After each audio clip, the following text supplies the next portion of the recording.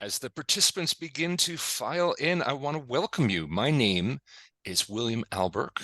I am the Director of Strategy, Technology, and Arms Control at the International Institute for Strategic Studies. And as you're logging in today, you are joining us for a discussion on missile pre-launch notifications as a risk reduction tool. We're going to talk for about an hour. We have some very amazing speakers lined up for you, and I'll introduce them in just a second. But just to remind you, participants, we are going to encourage questions, and we'll try to get answers out of our panelists. Use the Q&A tool down at the bottom of your screen. Here's a little informational slide to remind you. Use the Q&A tool, and we will get your questions as soon as we can. So let me introduce our speakers. First off, Dr. Jeffrey Lewis, professor at the Middlebury Institute of International Studies and the director of the East Asian Non-Proliferation Program. Hello, Jeffrey. Hi. Also, Nevin Scheppers, the senior researcher from the Center for Strategic Studies at ETH Zurich. Hi, Nevin. Hello. Dr. Manpreet Sethi, the distinguished fellow from the Center for Air Power Studies in India. Thank you for being here so late at night, Manpreet. Thank you very much for having me, William. And last but not least, Dr. Nikolai Sokov, Senior Fellow and Legend at the Vienna Center for Disarmament and Non-Proliferation. Hello, Nikolai. Hey, good to see you all. Well, we've got a great topic today because, notification of missile launches is one of the last remaining risk reduction tools that exists between the US and Russia, but it doesn't just exist between the US and Russia, as we're going to learn today. In regions with fragile security dynamics, missile tests and space launches can often be viewed as provocative or increasing in risks and could be misperceived as an attack in crisis situations.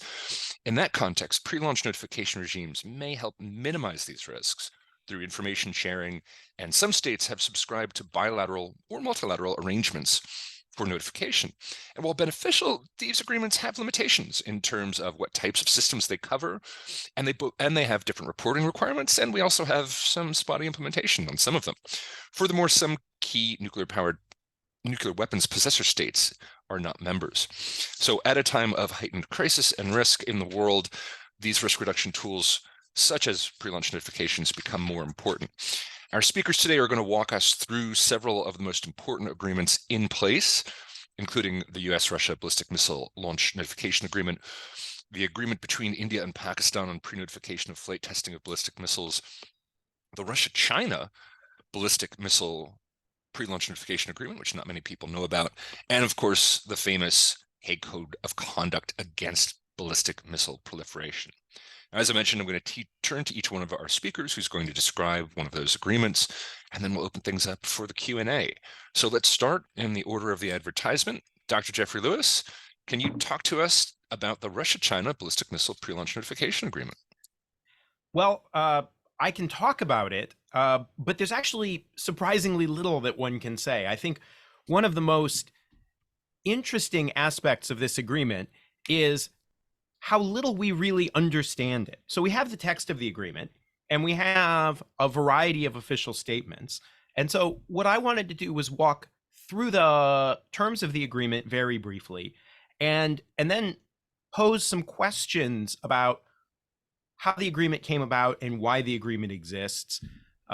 But while I'll try to answer those questions, my answers are fundamentally hypotheses. I was really surprised. I have always been surprised, frankly, at how understudied this agreement is, because it really is one of the few technical measures that we have seen the Russians and the Chinese agree to together. And so it seems to me that it's worthy of further study. And if I don't get around to doing it, some enterprising graduate student really ought to make a thesis of the thing. So the context for the agreement is it was originally agreed in late 2009 as part of a package of measures, most of which were not security related at all, that accompanied then and now President Putin's visit to China. although the agreement didn't come into force until late 2010. It lasted for a period of 10 years, and in 2020 was extended for another 10 years. The agreement provides for both prior notification and post notification of both ballistic missile and space launches. Prior notification has to happen between no earlier than 30 days prior to a launch, and no later than 48 hours. And post notification has to happen within 48 hours.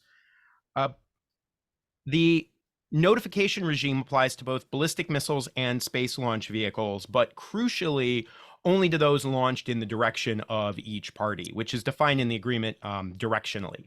And so, the direction sort of given for China are, west, northwest, and north.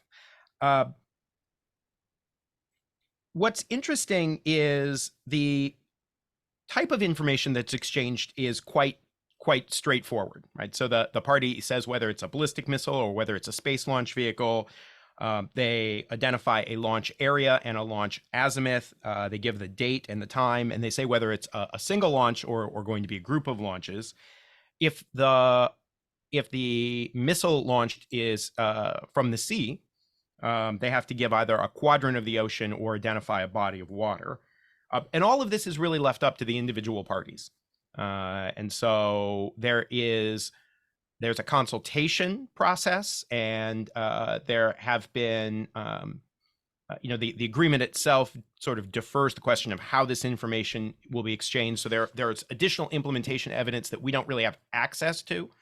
And so we don't really know how the parties do this. Interestingly, and I think this is sort of really fascinating to me, for the first 5 years of the agreement, the parties were allowed to exempt any launch they wished. And thereafter, any launch of a ballistic missile, thereafter, each party is allowed to exempt up to 2 launches a year. And so, given both the limitations on what gets notified in terms of the direction, and then also the ability to exempt up to 2 launches, it does seem that both parties have retained the right to avoid sharing sensitive information, if they so choose. What I think is so interesting is we really do not have a comprehensive diplomatic account of how this agreement came about. We do not know who the protagonist was, and so I will tell you my guesses, but I will say very frankly that they're simply guesses. And I've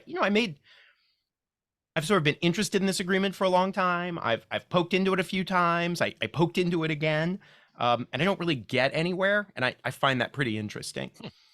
My sense is the Russians are probably the protagonist here. My sense is both because they were enthusiastic about such measures in the US-Russia context, and particularly the US-Soviet context, but also because the Chinese themselves are so absolutely neuralgic about providing information like this. I think we have in the historical literature on the US-Soviet and then US-Russia launch notification regime, real questions about why the Soviets and later the Russians supported these measures. I think it's very hard for us, particularly in the United States, to take seriously Russian concerns about false alarms. But I would note that almost all of the historical literature emphasizes very heavily a genuine Soviet idea that these are political measures that are designed to improve confidence. Me being the cynical type, I wonder if there isn't some advantage to the Russians in terms of queuing assets, whether those are radars or SIGINT collection platforms, which just simply makes their life easier. It's a bigger mystery to me why the Chinese agreed to it. Although I think in Chinese statements, we see some general references to what a big concession this was from them and what a big deal this was for them. And there's even some kind of discussion on Chinese online fora where, the most hawkish versions of Chinese netizens, talk about this handing over the country's missile sovereignty.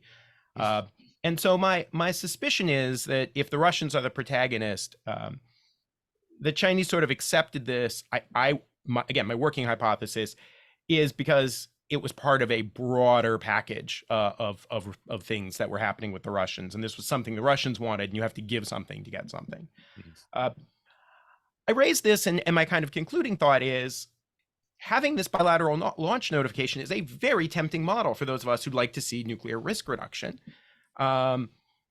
It's unclear to me how easily it is to scale or to expand outside the two parties, precisely because it seemed to be such a heavy lift for the Chinese, and precisely because they seem to place such an emphasis on the symbolic aspect of it. So I think it's not necessarily that they are comfortable with the technical measures, but rather that they are comfortable with the political relationship it's embedded in, which again makes it difficult to imagine them, at least in the near term, providing the United States such information, although one may hope.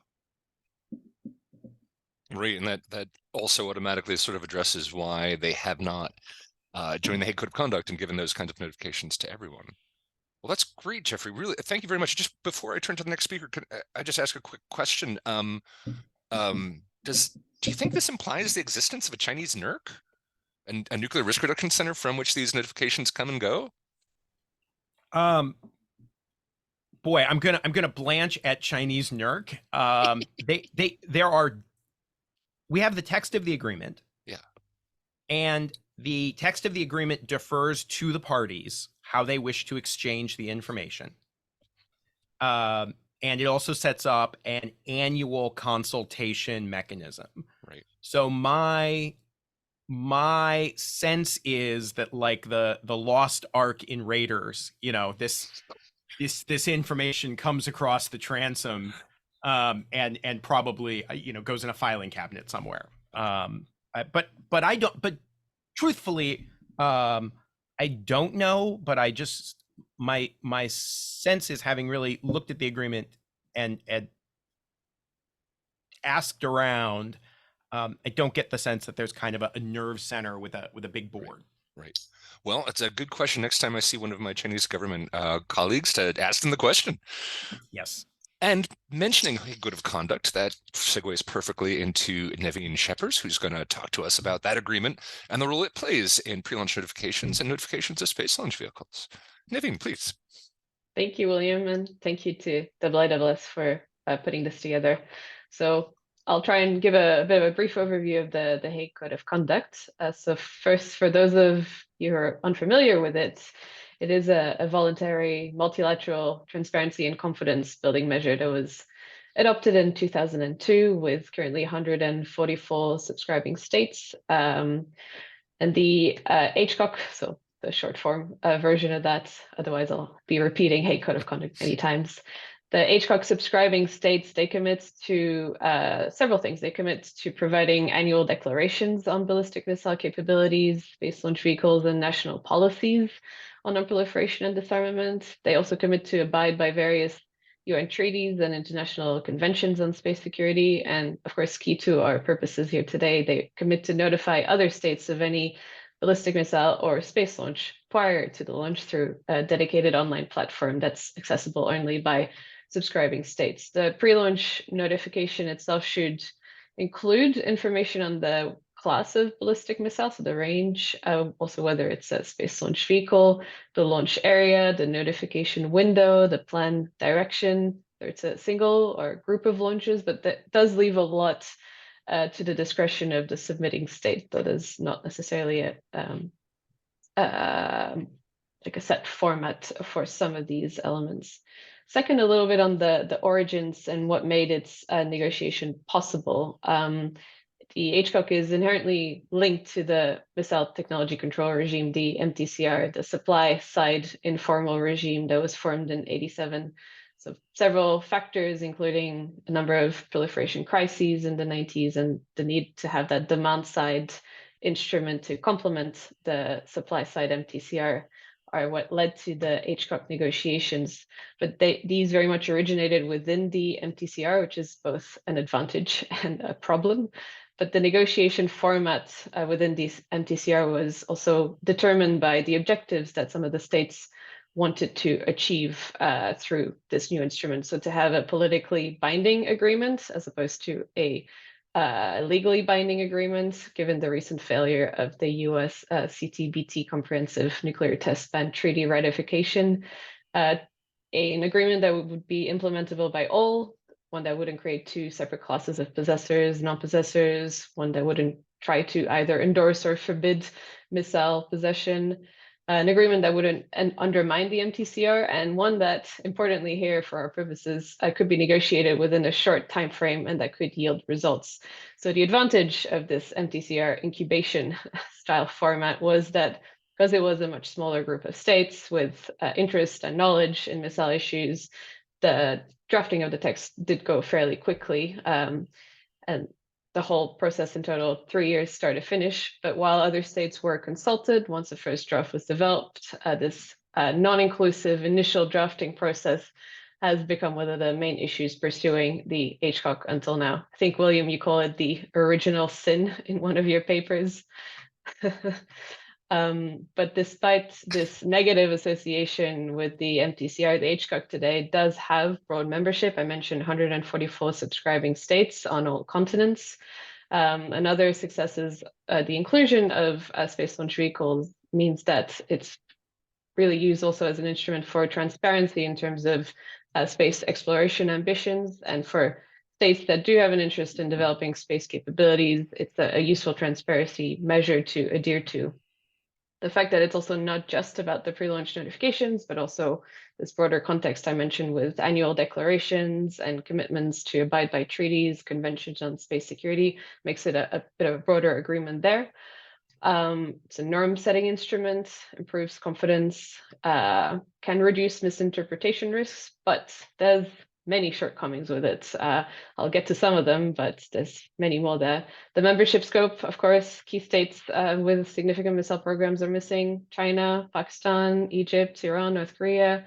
Also, given the increasing space developments by commercial actors, the fact that non-state entities are unable to join is a problem. Technological scope is another. The focus is very much on ballistic missiles due to that initial link with WMD programs, but that leads to two main issues: the fact that ballistic missiles today are also used regularly for conventional purposes, and also the fact that cruise missiles remain outside the agreement. Another big shortcoming is the uneven or incomplete implementation there. Lack of definitions means that states have reported data quite differently. Some states, for instance, choose to ignore systems with a range inferior to 500 kilometers. A lot of this is also very difficult to assess for us outside of governments because none of that data is really publicly shared. States also rarely publicly discuss this issue. I think a recent reference was a 2018 German statement to the annual conference, which had noted, for instance, discrepancies between the rising number of ballistic missile and space launch vehicle launches, as opposed to then decreasing pre-launch notifications. Then a fourth shortcoming I would mention is the inability to really amend the HCOC. So for many of the initial drafters, it was meant to be a first step, but now it's been over 20 years. The difficulties of trying to amend the text to improve, to address these issues have just made it quite difficult to maintain the continuity and relevance of the HCOC at the moment. I'll leave it at that, and we can perhaps also discuss then some of the elements, some of the lessons that can at least be taken for maybe a P5 agreement on pre-launch notifications. Well, I wanted to, before we turn to Manpreet next, I just wanted to ask you, why isn't there information shared about compliance rates with the agreement? I mean, that seems to be kind of a gimme. And didn't they used to share numbers on compliance, like percentage, or am I misremembering? Maybe others there can answer, but I haven't found I found like little bits and pieces here and there. But I guess an element to that is you don't necessarily want to do a lot of finger pointing. There's lots of states that don't necessarily have that don't have ballistic missile capabilities, but that are encouraged to join. And so if this encourages this sort of finger pointing, not transparency within states, but broader public, I think that's an element there. Others is, yeah, it's just, I think, again, for some states like China, it becomes also not an incentive to join. And do we have any idea what the substance of any proposals to improve the Hague Code of Conduct have been over the years? Like, you know as much as I do that a lot of the public data that is out there is just some of these very, very short statements, like that are circulated for each annual conference. So I think a lot of what I've read is from more proposals that come maybe from non-governmental, from academia, from others. To what extent these have been circulated upwards? That's from conversations with officials out there. It strikes me as really, really, really odd, but that's where we are. Just as a reminder to everyone, you are listening to an International Institute for Strategic Studies event funded by the Missile Dialogue Initiative, a German initiative on missile dialogue and controls, on pre-launch notifications as a risk reduction tool. Please use the Q&A function if you have questions for our panelists. And with that, let me turn to Manpreet Sethi. Manpreet, so tell me about the India-Pakistan agreement on pre-launch notification, please. Thank you so much, William, and thanks to MDI, especially Susanna, for setting this up. So I think it's a great opportunity to share some of the facts about the India-Pakistan pre-notification agreement. So this agreement was actually concluded in 2005, though its origin goes back to 1999. As those of you who watch South Asia would recall, India and Pakistan carried out their nuclear tests in 1998. And this was the time when non-proliferation was the flavor of the season. The NPT had received its indefinite and unconditional extension in 1995. We had the CTBT concluded in 1996, and its entry into force was expected by 1999. So while the international mood was pro-non-proliferation, for India, these treaties were beginning to create a stranglehold while not addressing what were perceived to be its own nuclear threats in the neighborhood. So India then felt compelled to take a call and had to decide whether it wanted to stay a non-nuclear or to become a nuclear weapon state. And given its security compulsions, it found that it had to test in 98. Now, Pakistan followed suit within 2 weeks of India's tests. And these developments were greeted with anger and criticism. And we all remember that time when the international community was quick to dub the region as a potential nuclear flashpoint. Now, given the historical record of wars and the persistent territorial disputes between India and Pakistan, the fear was that the next crisis, the two would end up blowing each other and much of the region. So the acquisition of nuclear weapons capability, which was followed immediately by certain belligerence and some rhetoric in both the countries, including loose statements by some political leaders. But the prime ministers, if you read some of their statements, were conscious of the gravitas of the decision that had been taken. And both sides, facing economic sanctions and diplomatic pressure, it triggered a desire to be seen to be responsible and to assuage some of the international public opinion on the risks that nuclear weapons could bring to both the countries and the region.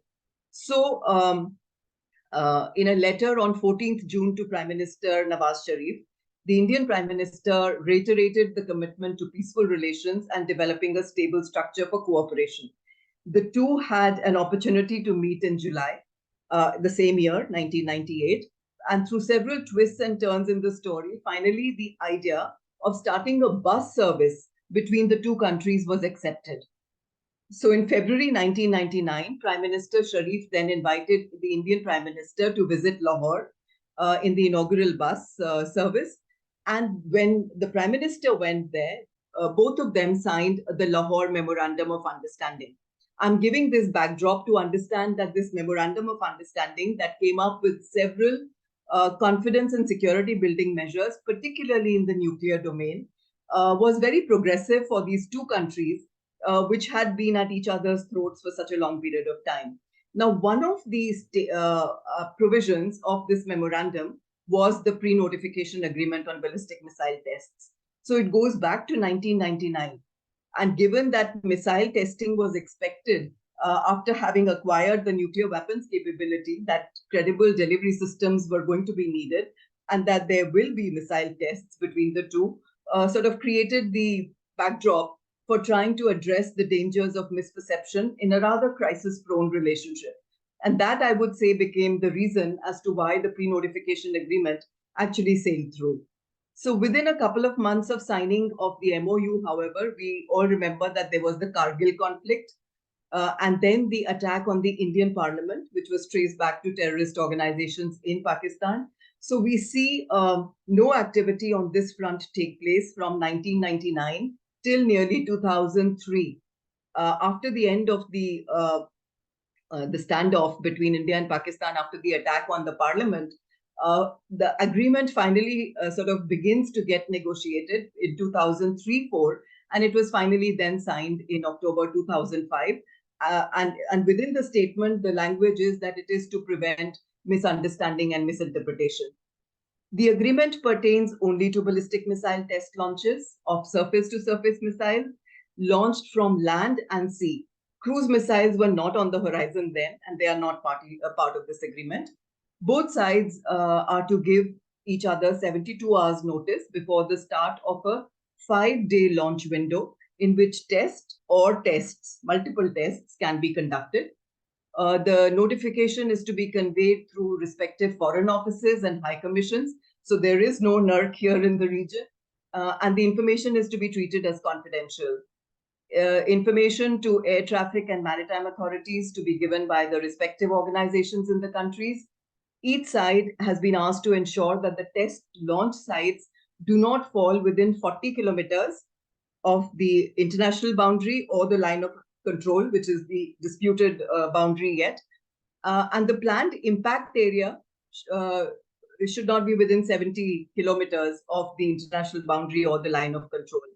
The trajectory of the ballistic missile should not cross the line of control or the international boundary and maintain a horizontal distance of at least 40 kilometers from the boundaries. And the amendments to the agreement are possible. Mutual consultations do take place on an annual basis. The agreement is was for a 5-year term to be extended every 5 years. So from 2005 till now, it has seen several extensions, and I would say it has emerged as a good confidence and security building measure between the two countries, especially since testing has happened in many forms and many types of missiles during this period of time. The major shortcoming, I would say, is that it hasn't been able to build trust beyond the task that it was meant to do. So when it was signed, the hope was that it would lead to more transparency and more kinds of such measures. Nothing of the sort has been possible. In fact, trust has only plummeted with the number of terror incidents that India has had to face. So the biggest achievement is that it has stayed in place despite the falling apart of political relations several times. And even in times of no other communication, the agreement has stood and continues to be in place. I think that's been its major achievement. If in the future any revision was possible, I think cruise missile pre-notifications will also likely be brought in. Of course, India would be very happy to have a similar arrangement with China, which is seen to be a major threat, but China is not in a mood to do that with India at this moment in time. And that's where we are in the region with this agreement. Manpreet, have you ever heard from either side complaints about implementation, or have they kept that all very quiet? I know you mentioned that the notifications themselves have to be kept confidential, but have you heard this agreement being mentioned in the press by either side? No, there have been no public complaints of any kind of non-compliance with the arrangement. But as I said, I mean, since it is most of the information is kept confidential, there isn't much in the public domain except for the text of the agreement, which is available. Right. Occasionally, the media refers to it as a good CSBM, which is existing, but no major news items have appeared on this. Okay. Well, thank you very much. Now we turn to Nikolai Sokov, who's going to tell us a little bit about the US-Russia BMA. Great. Thank you, William. As we think about US-Russia notification agreements, of course, we talk primarily about 1988 agreement between the United States and the Soviet Union on ballistic launches notifications. So it applies to strategic ballistic missiles, ICBMs and SLBMs, and notifications provided no less than 24 hours in advance. Concluding that agreement was actually not really difficult. Oh, by the way, also an important aspect is that the agreement provides for the use of nuclear risk reduction centers, which had been established in the previous years. So the mechanism is actually quite robust there. Concluding that agreement was quite easy, as I actually remember these days. It was almost like an afterthought.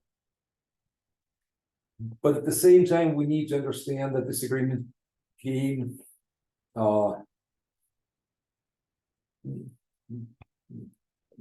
as a high point of a long-term effort. In fact, the first agreement of this kind was concluded in 1971. It was quite an interesting, actually, agreement. It provided for notifications about the launches of any actually missiles, not just strategic. If the impact area is in the direction of the other party.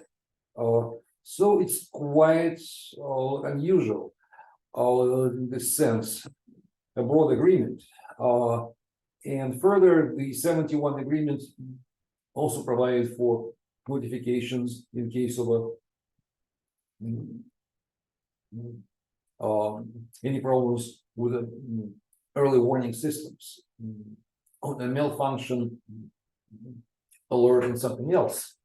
So it's actually very, very useful. And by the way, that agreement is still in force.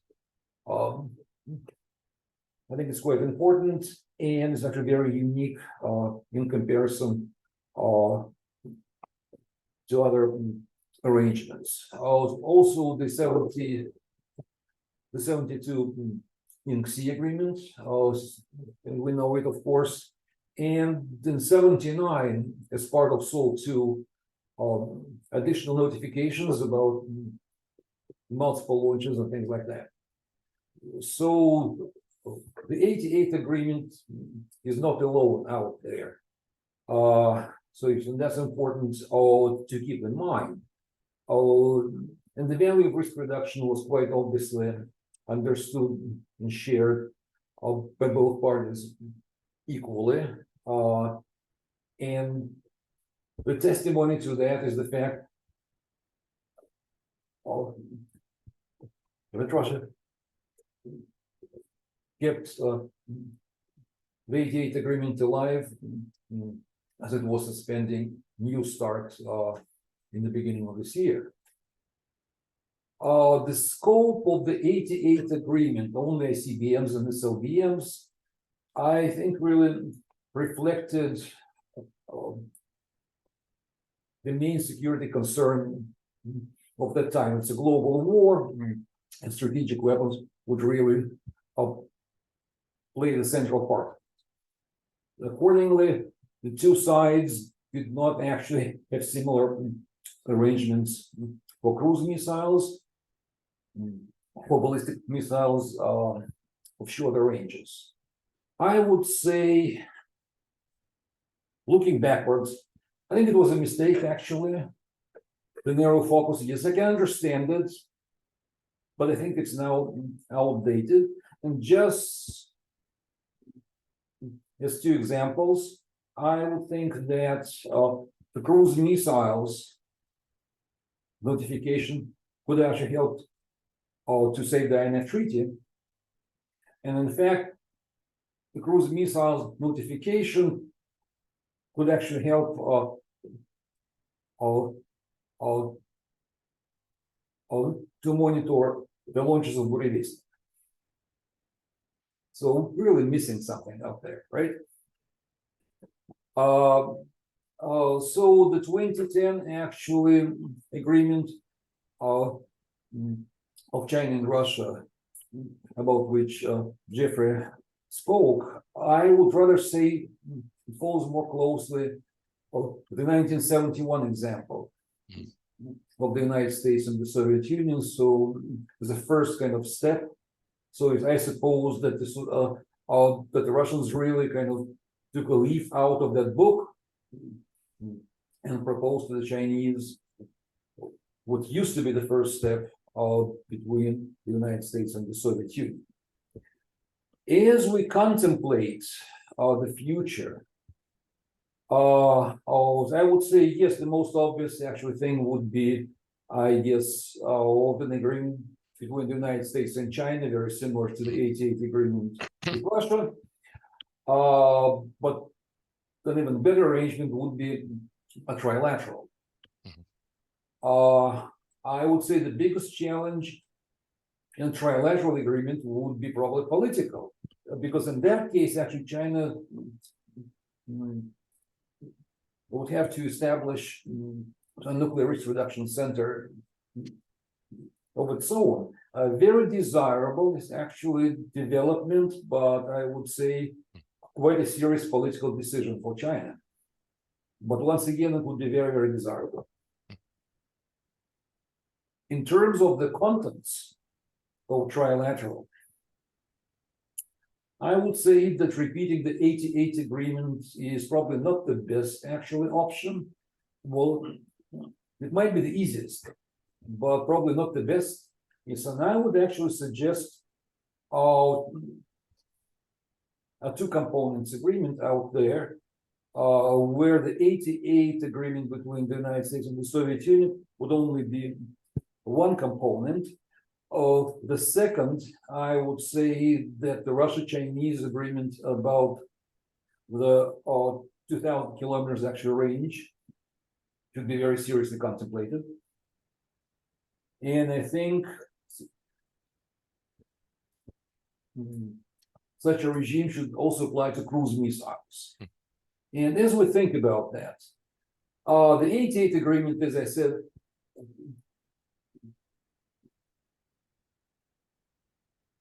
reflected the primary concern of the day about the global war, strategic war between the United States and the Soviet Union. Nowadays, I would say the greatest concern should be on theater-ranging missiles, and both in Europe and in the Pacific. So it would really make sense to very seriously contemplate notifications about theater-ranging missiles, as are not just ballistic, but also cruise missiles. So I would say, if we think about the trilateral,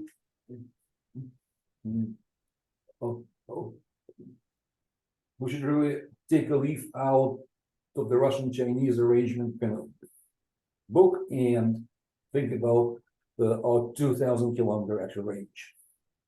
Finally, it might actually make a lot of sense to include missile defense. After all, you launch a target, yes, then you also launch an interceptor. So you've got actually two launches, and that would be also possible, of course, for a misinterpretation or a mistake. So we should be, I think, actually talking about a forward-looking agreement that should address the threats and the concerns that we have today in Europe and will appear in the Pacific in only a few years. And finally, a trilateral, I think, is the most urgent, but would really be a good idea to have a P5 agreement and hopefully also include India and Pakistan. I'd really like to include also North Korea, but that's probably a very, very long shot. But I don't have very many hopes. Well, that's great. Thank you very much, Nikolai. I really appreciate that. Let me remind participants online to use the Q&A function, and I will start mining that rich trove already to ask the panelists some questions. The first question from Alvaro Menduina. He asks, does anyone know of a data source where we can find pre-launch notifications for missile space launches? He mentions that National Geospatial Intelligence Agency issues NOTAMs and notice to airmen and mariners for space launches. But are there any other sources where people have compiled any information about launches? Or is this really only internally Hague Code of Conduct and bilaterally? Oh, to the best of my knowledge, it's all internal. Yeah. It's all classified between the parties. Yeah. It strikes me as interesting because one could, I wonder why a think tank doesn't do this. You could poll NOTAMs and NUTMARS and try to guess at least, where the launches have occurred and compile it that way. But Jeffrey, why don't you jump in? Yeah, well, we try. Okay. The issue is that the notices to air crews and the notices to mariners are issued on a national basis. They're issued in a variety of different formats. Sometimes they're clear, they indicate it's a space launch or that it's sometimes even missile tests, but sometimes they don't get issued at all. A lot of missile facilities have permanent restrictions over them, so unless one of the stages is going to fall in a place, you might not get a notification. So it's an enormous amount of work. If the German government has a few extra $100,000 to spare, we could imagine doing that kind of thing. But right now, I think the amount of work that one would have to do in order to be able to compile that data is enormous. And what you would get would be better than what we have, but I think it would still be a very incomplete data set. Yeah, and that's a question I'd like everyone to think about for a minute. I mean, you issue NOTAMs and NUTMARS anyway. Like, you have to do that. That's just responsible. If it's going to be over the high seas or international airspace, you have to do that to protect people. And you have these bilateral agreements. It strikes me that it shouldn't be that much of a lift for these countries to share that information more widely, but somehow it is. And so I have a question for Jeffrey and for Nikolai here. From a Timothy Riggett. Anyway, he says, given the 2,000-kilometer minimum range of the air, ground, and sea launch systems of the China-Russia agreement, and that Russia still does not possess a medium-range missile, or an intermediate-range missile, depending on what terminology you like to use, do you think that China and Russia get the same benefit from this agreement? Or is one side just getting more of these notifications than others? Well, I can actually start addressing that. Sure. Okay. Jeffrey, let me add to the previous question. Just worth really keeping in mind that the Black Brant incident in '95 did have the regular notification that did not actually reach the early warning system, by the way. So yes, maybe sort of doing a more comprehensive kind of regime might actually help. In terms of the Russian-Chinese agreement, please note it's not about intermediate range, necessarily actually missiles, but also includes ICBMs, for example, that are launched for the shorter actual range, and that includes, for example, all the tests for missile defense actual systems. So all the launches of the Saryshagan. So it's still quite important, actually, I think, for China to get such notifications.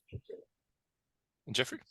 Yeah, well, first of all, I'm enormously grateful to Tim for bailing me out, because I failed to note that the restriction on the agreement was for launches of ballistic missiles with a range of more than 2,000 kilometers. That phrase did not come out of my mouth, and it should have. My sense is that the Russians were the protagonists for this, and that they view this agreement as being valuable for whatever reason. And we can sort of have a debate about whether it's the reasons they say or whether it's because it's for queuing assets. But if all the positive statements about the agreement are always from the Russian side, when the Chinese say something positive about the agreement, they tend to emphasize what a big deal it is they are coughing up this information, and how it's symbolic of their relationship. So, I interpret that to mean that the Russians seem to be getting value out of this agreement, but it's not clear to me that the Chinese value it as anything other than a thing they have to give the Russians in order to get other things that they want. Although perhaps that's too cynical. Great, thank you. I have two questions now for Manpreet from our audience. One from Stakanta Misha.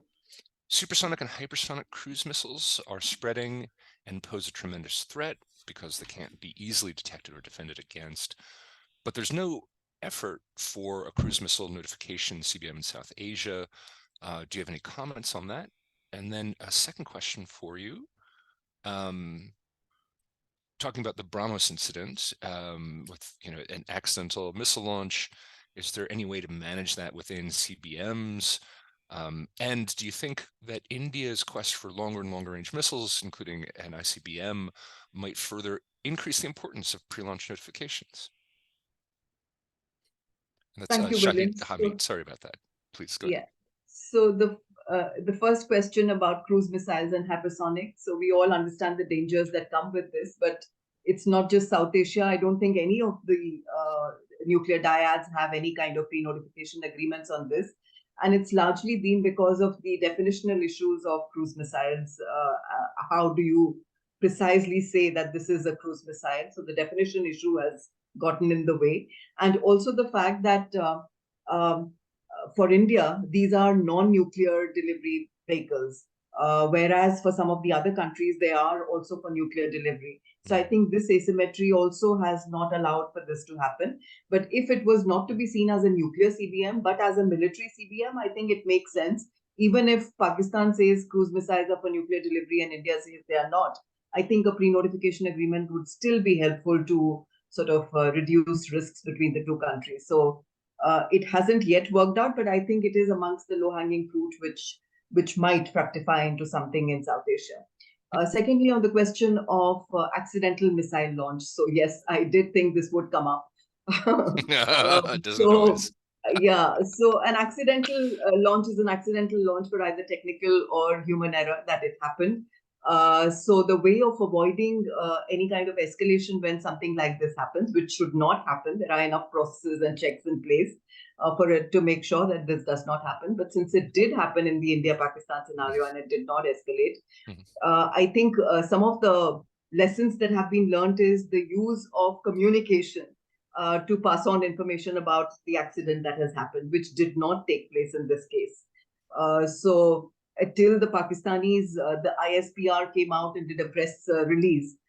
In the public, there was no information about the accidental launch having, that the missile had taken off towards Pakistan. Thankfully, it landed in an area, did not cause much damage. Thankfully, the political, climate within that country was of the nature that they could not have done anything much. But the hotlines that do exist between the two countries should have been activated. This is precisely the reason why hotlines do exist, that you're able to communicate with each other and talk about this. Both the countries also have an agreement where if there is an accident of any kind that takes place in the establishments, it should be communicated to the other. Also, I think the fact that India does not put nuclear delivery with cruise missiles is a factor that did not let escalation happen. So there were several factors that were at play. And I think the sagacity of keeping nuclear and conventional without entanglement is certainly a lesson that one can learn from here. And thirdly, the point about ICBMs. Well, India calls its longest range missile the long range ballistic missile, which is a 5,000 kilometer Agni 5. I don't think they have spoken about wanting to go beyond that. But in any case, an agreement with China for pre-notification, I think, is a good idea. The problem is that China does not regard India as a nuclear weapon state. it still says that you have to live by the 1172 UN Security Council resolution and cap and eliminate its program. And as a result of that, there is no dialogue on any nuclear strategic issues between India and China. So that gets in the way of getting into an agreement with the Chinese on this. That's great, great answer. Thank you very much. Now for Naveen, I have lots of questions on the Hague Code of Conduct, but I'll just ask you two to start off with. First of all, Dan Zhukov. Dan, don't pretend I don't see this NERC hidden in your question here.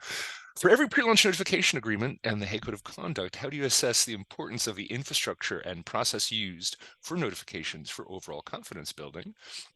And then from Javed Alam, we have a question. Perhaps one reason why Hague Code of Conduct has limited scope, including cruise missiles, is the absence of an agreed definition. And more importantly, as the new types of WMD delivery vehicles emerge, including, for instance, hypersonic maneuvering missiles, the question of their inclusion in Hague Code of Conduct should be a key factor in maintaining relevance. What do you have to say about those two questions and comment? Naveen, please. On Dan Zhukov's questions on the infrastructure and process used, yes, I think it is a key element, and that's been a problem with the Hague Code of Conduct. It's a very small secretariat. It's an instrument that does not have necessarily a lot of capacity, and so one of the reasons, perhaps jumping into the other questions, where it's not been necessarily able to also change its scope or amend, is that it's already struggling with some of its key priorities, which is universalization and compliance and enforcement of compliance. I think there's a lot of good work done by the FRS in particular, and by work that's funded by the EU to support the Hague Code of Conduct. But yes, it is, like with quite a few instruments, managed in very small capacity, and so there's always limits to what a chair can do. A lot depends on also the chair agreeing on the agenda there. So I think in terms of, the question disappeared. The question regarding cruise missiles and scope, I think Manpreet actually addressed some of these issues there. I think a lot of the definitional elements are also relevant with the Hague Code of Conduct, but there, part of it is also that because it is very much aimed at non-proliferation of ballistic missiles with that capacity for WMD delivery, at the moment you sort of veer into the more conventional side. That's one of the key problems in terms of the modernization of the code as well, how to discuss these issues and take them into account. Yeah, and as Tim White noted in the comments as well, Germany actually did cite 65% reporting rates. So that's really low implementation. And, with cruise missiles, that number might even go lower. Very, very interesting point there. But that was that one statement, right? Right, only one. Yeah. From that one, yeah. No, it is interesting. Nicola, you wanted to come in, please, go ahead.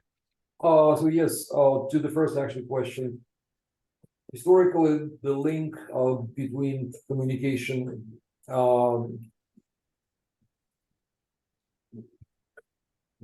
the missile launches notification has always actually been there. The 71 agreement on notifications came together with agreement to improve the hotline, for example. And as I mentioned, the 88 agreement came on the heels of nuclear risk reduction centers. And about the new kinds, I think that would actually not be, well, it should not be actually all that difficult to include the cruise missile, especially if we think that ballistic missiles quite often have a mixed now trajectory as well. So sometimes it's really hard now to say about the missile if it's a ballistic cruise. Is that so? I fully agree with the comment. And here's something else that is in the comments. Cheng Weisui gave a really important and interesting comment. Something that hasn't really come up is a discussion really on space launches. the changing trends in space launches, not just state, but non-state actors launching space launch vehicles, and how that intersects with pre-launch notifications and missile developments. Because one agreement that we haven't spoken about is the Space Object Registry. You're supposed to notify through the United Nations, according to the agreement signed by, I forget how many countries, more than 100 countries, I think, are members of this. No, actually lower. Anyway, but it's interesting that there is kind of an overlap between space launch vehicle notifications, NOTAMs, Hague Code of Conduct. We do all these things. It just seems remarkable that we have not been able to get more compliance and greater universalization of the Hague Code of Conduct. And just quickly, let me go through a couple more comments and give any of our speakers an opportunity to reply to any or all of these. So first from Susana Guadera, with ICBMs in India, pre-launch notification, risk reduction. Okay, we went through that. Another question from Manpreet, Pakistan. Why is Pakistan reluctant to join Hague Code of Conduct, even though it does these bilateral exchanges with India, which presumably is its biggest adversary? Why would it not share that with countries that it does not have an adversarial relationship with? Jacob Mezi has two questions. What are the primary technical or political barriers to implementation of notification regimes for cruise missiles? And number two, should long-range drones be included in the definition of cruise missiles? Pavel Podvig has a great comment here. Could you imagine a mechanism for sharing post-launch notifications? If there's a concern about pre-launch, maybe just afterwards, tell us what you launched, location, all that kind of stuff. The US and Russia could even share information on North Korean launches. Would that be useful within the Hague Code of Conduct, perhaps? And then finally, one last comment before I go to our panelists. If China views their agreement with Russia as symbolic, then how might Russia potentially interpret it if China decided it was no longer beneficial for them to implement and opted out at the next 10-year period? Would this represent some kind of breakdown in the states' relationships? And let me go in reverse order of our speakers. So first, Nikolai, please, any of those you want to comment on? Not really much, unfortunately. When we talk about cruise missiles notification, I don't really see any technical challenges there. So it's more of a political kind of problem that for a long time, actually, we mostly concentrated on ballistic missiles, including the strategic missiles, and not enough on cruise missiles. So it's a political decision. On drones, actually, the funny thing that according to the INF treaty definitions, actually,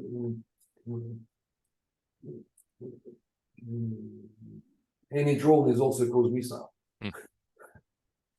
It was quite a fun actual story in the beginning of 2000s when Moscow proposed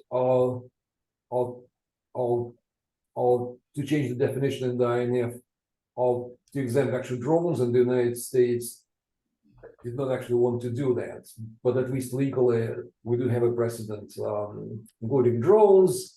But that should be very, very long.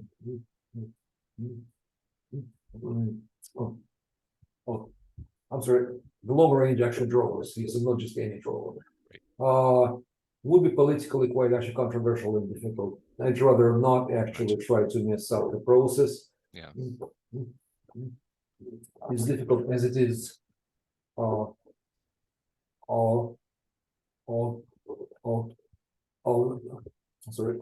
expand the cruise missiles. It's a new question there.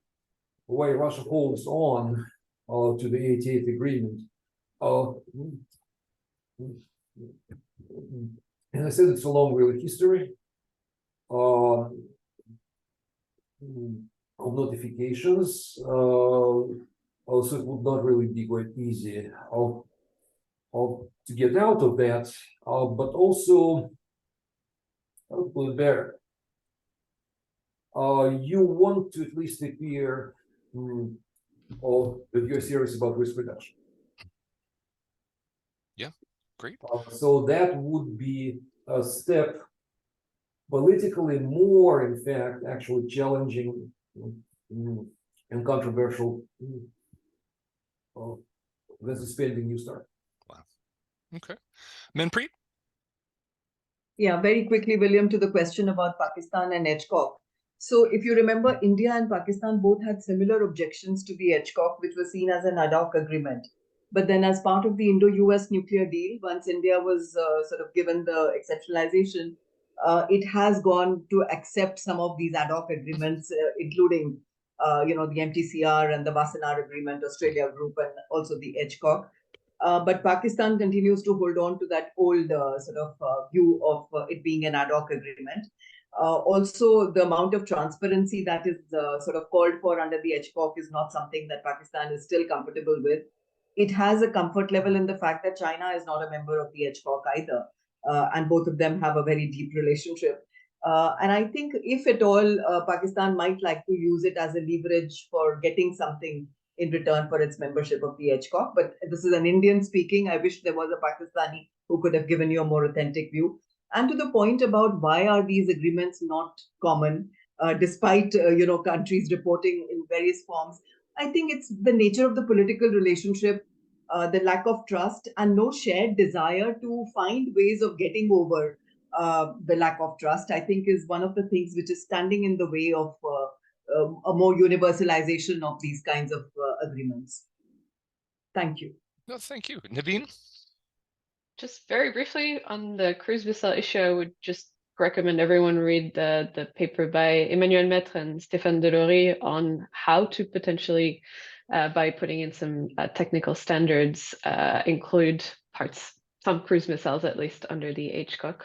And regarding the trends in space and how this affects pre-launch notifications, this is something that the HCOC does do. It takes these developments into consideration and tries to then promote more transparency then for states that have an interest in developing these space capabilities. I think it's become a bit of not necessarily a switch, but maybe it's taken on a greater part in their outreach to smaller states that you'd think, why have they not yet joined?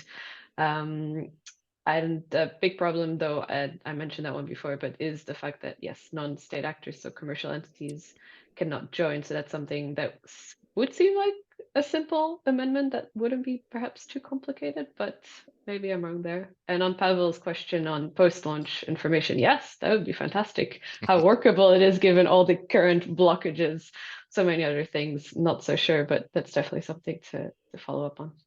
Great, thank you. Jeffrey? Yeah, I think without really having a clear understanding of either why the Russians pursued this or why the Chinese agreed, and without really understanding what compliance looks like, it becomes very hard to know what would happen if the Chinese announced that they were no longer interested in continuing. Certainly, it would be upsetting to the Russians, I think, at some level. But whether it would be tremendously upsetting or just a little bit irritating, I think really ends up depending on how much value the Russians have been getting out of the agreement versus how just functionally symbolic it has been. And again, I'll close where I started. I think this is one of the most important agreements we have in the international system that we just know so little about. So I fear my answer is an I don't know, but would love to. Well, thank you very much. And so I guess two bits of homework. Number one, if you see a Russian or Chinese government official, ask them about these agreements. Maybe if we ask them enough, they'll finally just to get us out of their hair, they'll answer. And the other thing, I think, here's a radical idea. There's no real security information we're talking about here. Why don't countries just voluntarily publish their notifications? I note SIPRI in the annual yearbook used to publish all the notifications from the Helsinki Final Act, the Stockholm document, and the Vienna document, which theoretically should not have been shared, but was actually published on an annual basis. So maybe we should start asking countries to just voluntarily share that and, get someone like SIPRI to publish it. But maybe that's outside the scope of what we can accomplish amongst ourselves. I want to thank all of you panelists. You have been just amazing. I learned things, which is fantastic, slightly smarter, which is, a relief, I'm sure, to the people who work with me. And, despite early morning for Jeffrey, a late evening for Manpreet, and rainy, cold weather for Naveen and Nikolai. Thank you all very much. Thank you to all the folks, the attendees who listened to us talk about this incredibly nerdy topic, and I hope to see you all again very soon. Thank you very much from the International Institute for Strategic Studies and the Missile Dialogue Initiative. Have a great day.